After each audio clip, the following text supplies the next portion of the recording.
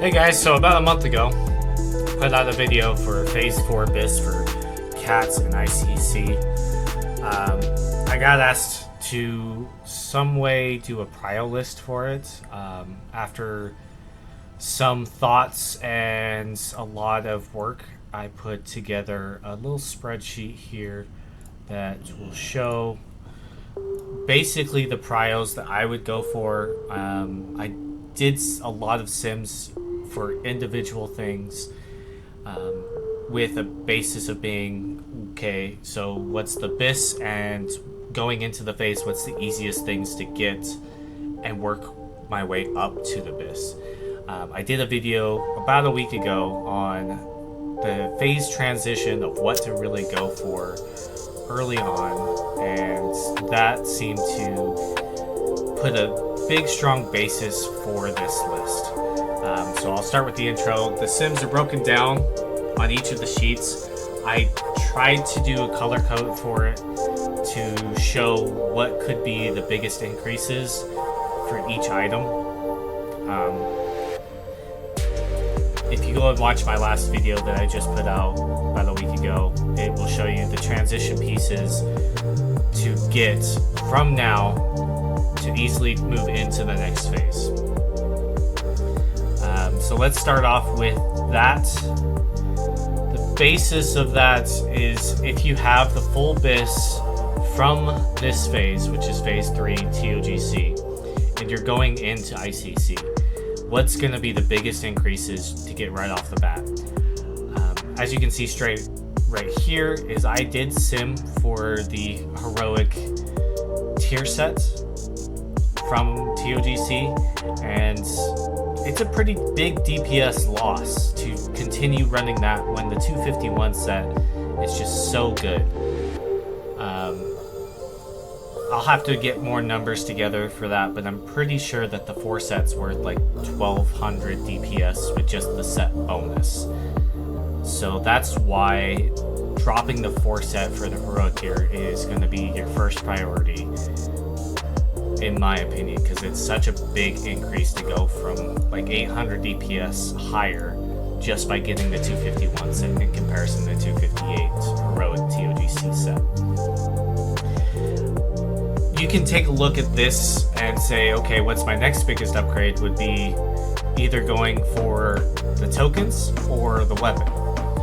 I put weapon higher because ferals scale the highest with weapons. And getting the tier set won't be that difficult, especially because the normal 25-man tier drops from both 25-man normal and 10-man heroic. So getting those tokens shouldn't be too difficult to get. It's the heroic tokens that provide the biggest increase overall, but this is based off of just having the 251 set. It's not based off of having the 264 set, which is this one. So it's really only like a 400 DPS increase to go from the normal 25-man to the heroic 25-man. I still would like to get it because it sets you up really well. It gives you the armor pen that you want. It gives you everything that you want as far as stats to get you to that armor pen cap. I broke down every individual item that could be upgrades. I did look at other items. I didn't see them being that great of upgrades in general. So I just basically put like, what could you go for if you didn't have specific things? Yes, I know that Heroic Bone Colossus Ring is technically a negative DPS, but that's basing it if you have the 3 pieces from TOGC, which is the wrists from a noob, the boots, and the belt, because they all have hit on them. As soon as you drop one of those items, Bone Colossus goes up in value, because at that point you're gonna need to hit. And that's why I put it like right below my trinkets in my beginning of the phase BIS list. as far as prios go, because I kind of want that one in order for me to pick up like any of the other items. I could put Cindergrosa's higher because it does have armor pen on it, so that could be changed. But like I said, in here, last 4 or 5 items in each of these lists can change what you want. You kind of want all of these items in general to get to those armor pen caps easily, but it's just what you want to go for is up to you. So when I'm looking at this list, I'm like saying, okay, what are the biggest upgrades? What can I really go for? Easy upgrades are going to be the gloves, because I'm going to be using the 10-man heroic TOGC gloves. So, I mean, the gloves is going to be straight, easy, just slot them straight right in, enchant them, gem them, you're done. This part of the list did take me quite some time, because I had to do a lot of individual adjustments to each gem. So take this part of the list as more of a grain of salt, just because it's so wide in range. It can really change how you are gemming and how you're gearing throughout the phase.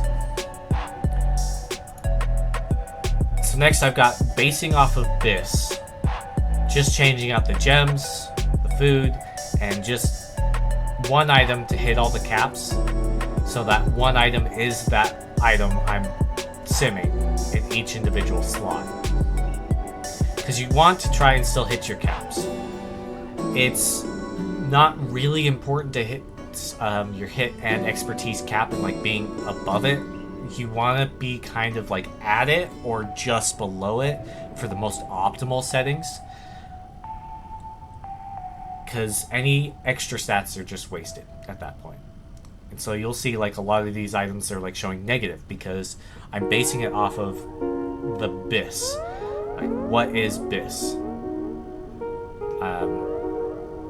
You can see that in trinkets here, like Death's Choice, Death's Verdict, it's a 5 DPS loss, but that's basing it off of if you have Whispering Fang Skull, because it's not easy to slot in over a DBW